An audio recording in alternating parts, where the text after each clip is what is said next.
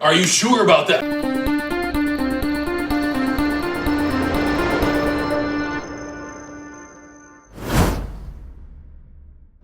Well, where do I even begin with this analysis? Such delivery was given. Holy crap. Of course, we're gonna have to pick up where we left off in Shenanigans. It starts off with Star, Jana, and Tom tossing random junk inside of the magic well, which was all an attempt to grab the attention of Star's magical unicorn. But while they're chugging things down the realm, Marco discovers the possibility of humans potentially being Mewmins. And it's also something that I had predicted in the last episode analysis video, but I'm sure that a lot of you jumped to this episode and was like, hey, I guess his prediction was right after all. But I guess I'm not too upset about bringing it up in the last episode analysis. It's good that I brought it up to know that I'm at least on board with something. Now, they don't necessarily debunk or confirm Marco's observation, but I'm sure that this was definitely their way of letting us, the audience, know. Oscar eventually comes down to check and see what the commotion is all about when an elderly woman advises that the building was built over a tar pit, and that potentially there could be a tar geyser forming. The fact that she claims Britta's was built over a tar pit makes me think of something else. Could it be a possibility that instead the government or some other secret society knew of the magic and told the public otherwise? So once Oscar confronts Star and the rest of them about the situation, he gets this beast plan to use the giant meat freezer as a signal. But before they could even try to shove it down, the mill horse appears only to warn them to stop corroding the realm and that there was nothing that she could do to help them. With no other options left, Oscar helps by letting them use his car in order to ride around in the realm of magic so that way they won't be separated. I for one have no idea how exactly they were able to shove an entire vehicle down not only the well but the basement itself. However, at this very moment, I then realized, wait, this is a cartoon. Anyway, Star convinces her mill horse to take her and the rest to the passageway that leads to Mewni, since if we all remember, the last time Moon and Star were there, they were separated from one another. She does so by explaining that it's practically her daughter, and when you think about it, she did give her birth. Can't believe that still works. The mill horse also informs Star of the fact that the last time she was in there, she caused a tremendous amount of problems within the realm. And instantly, the very thought to come to mind is the moment when we saw one of the tiny unicorns from before consuming the dark magic from off of Moon's body when Eclipsa was defending Meteora in Season 3. So as Star, Marco, Jana, and Tom are being escorted throughout the magic realm, their memories are slowly being taken away. And what happens soon is just absolutely insane. Marco soon is one of the first to lose his sanity and unintentionally confess to Star. What am I doing here? I didn't want this. Tom gets what he wants. He gets to go home. Jana gets to be weird. I don't get to have what I want. You don't even know what you want. Yes, I do. I want to be very small. And I want you, I want you to put me in your pocket. And I want to stay there. And you can just reach in whenever you want and just pat me on the head. Because I love you, Star. What'd you just say?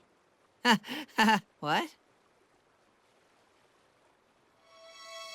Alright, so at first it didn't seem to make sense to me, but suddenly it clicked. Marco saying to himself that he doesn't know what he wants reminds me of his dream back in Season 2 from the episode Red Belt. Marco doesn't know the combination for his locker, but then the locker opens only to reveal an abundant amount of Muberty love symbols flying around, which was covering Marco wearing a suit, which by the way could be a subtle hint that he may be the one in danger later on this season. For all we know, Marco is going to be the one that Star mourns the loss of at first and take the initiative to avenge him, much like what Marco did against Toffee thinking that she was dead before. But back to the hearts, the combination, and the rest. There's also a scene where Mr. Crandall asks Marco what his future plans are. Altogether, this could have been a hint telling us that Marco truly doesn't know what he wants in life, and throughout the entirety of the show basically, we see Marco follow Star on multiple adventures, never wanting to be separated, which seems to officially be exactly what he does want in life. And he also has this feeling to want to be near her and to feel needed in order to help her throughout all of her quests. It was a very weird way of saying it, but I'm pretty sure that's what he meant. Also, I'm certain that Star heard this right before she lost her memory, so she's gonna remember that in the future. Now bear with me, but this scene also reminds me of an anime that I watched when I was younger called Kodocha.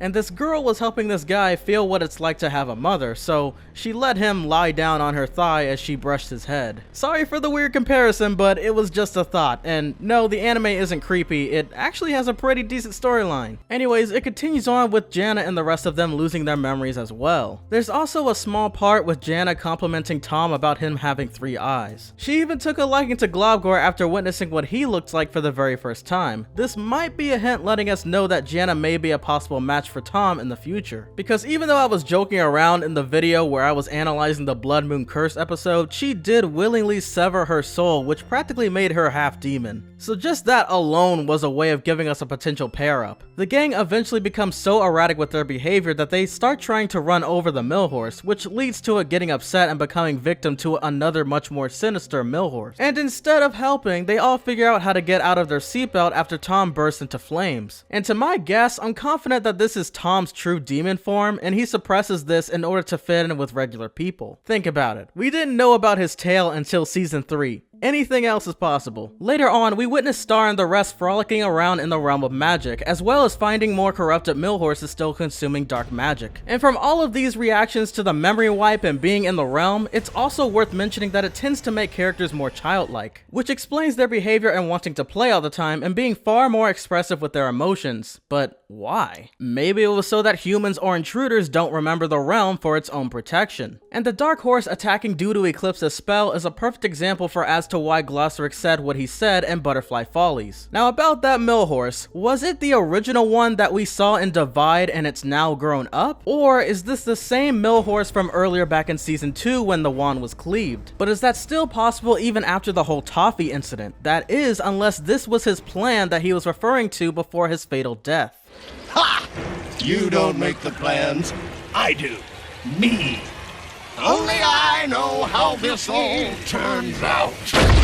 Eventually, due to the high degree of danger within the realm after some time, Star's mill horse decides to zap them back to Mewni, and unfortunately they're all separated just as Star didn't want. Marco is awakened within the Mewni castle's basement inside of the link catcher, only to find himself nearly caught by Mina's bird Sebastian, and hears the sound of Hecapu's voice. And what do you know? Romulus wasn't put in jail for his crimes in attempting to frame Eclipsa. You wanna know what else? The total shocker is that the MHC were all in on it, and working for Mina Loveberry by shutting down the portals were all part of the plan as well. We still didn't necessarily get a valid explanation as to why there wasn't any reception in Mewni as well, but maybe Mina was a part of that, and maybe Hecapu shutting down the portals was a part of it. I honestly believe that they're all just living in the past and were so appalled by Mewni accepting Eclipsa and her monster husband that they will do anything to make sure it doesn't happen, and that Mewni tradition will remain the exact same for every queen. Most of all, let's not forget about the Mewmans being able to own their original property back, even though it clearly wasn't theirs and that they basically stole it from the monsters in the first place. Now as for Marco, hopefully he won't get caught by the MHC for eavesdropping on them, but maybe if he does get captured, Hecapu will spare him due to their longtime friendship. The next person is Star, who is shown being reunited with Doop Doop in the shed, only to leave him again in order to reunite with Moon. She's safe and sound helping the villagers from before to make sure that they build protection after seeing the attack on Monster Temple. Star instantly feels the need to assist Eclipsa, while Moon decides to stay and lead the Yurt people, even though they clearly do still discriminate against monsters.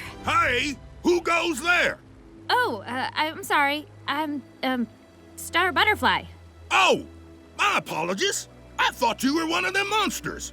Hold on. Moon doesn't show up to help in this episode, but there already has been a synopsis released for an upcoming one showing that she will. It then skips over to Jana, who wakes up next to Glossaryck and Meteora. Glossaryck only tells Jana that Star is with Doop Doop, to which Jana responds telling him that he's no help. And this scene really bothered me, because why doesn't Glossaryck get more involved, or let alone try to help? And I understand he knows of the future and all, but man, what a jerk. Seriously, try to make some effort, man. And maybe after all that training that he put Meteora through, perhaps it'll actually be beneficial for the future, but still, he could do some sort of magic. I mean, he did more hitting his own children than he did hitting an actual villain.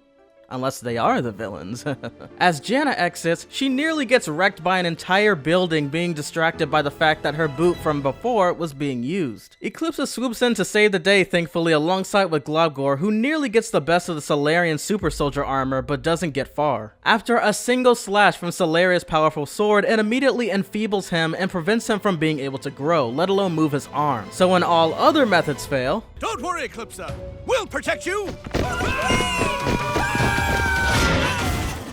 Eclipsa decides to try and fight it off, which doesn't even seem to create a dent into the armor. Mind you, she was using her Midnight Shriek and Velvet Inferno, all what she was using up against with Meteora after taking the souls of hundreds. She ended up having to resort to her Black Widow Calamity Cobweb spell in order for her to somewhat slow it down. Eclipsa then retreats with her husband, only to explain that Solarian super soldiers use that armor and swords strictly for weakening monsters. However, the other part of the story is that soldiers would use the suit, making them stronger, but it would also slowly make them unstable. So this once again not only explains just how cuckoo Mina is for Cocoa Puffs, but also as to why there aren't any Solarian warriors left. As for how she survived, maybe it wasn't just Meteora using the life energy sucker machine to keep her youth. The episode ends with Eclipsa just barely hanging on, using her shield as a last resort, since Mina's aggressive fighting style doesn't stop ceasing to exist. And from what I've learned altogether, Eclipsa doesn't seem to know exactly who was inside of the Solarian battlesuit. So I wonder if meeting Mina will bring back some memories. I mean, she was Solaria's most trusted person. Now, another thing about this episode is that Tom wasn't even shown waking up after the realm incident, so I guess we'll be expecting him in the next episode to help gather the other people around Mewni for the Monster Temple Rebel. And well, we've got exactly 5 more episodes and then this show is a wrap. Well guys, that is basically the end of this episode analysis video. I cannot wait until this next upcoming episode. It's gonna be insane to try to analyze all this in time. This week has been rough, but I got through it, especially with this analysis. This is a very long one, so I'm gonna try to end it right now. Thank you all for watching. This has been The Next Big Thing once again, and I will catch you all in the next one. Peace!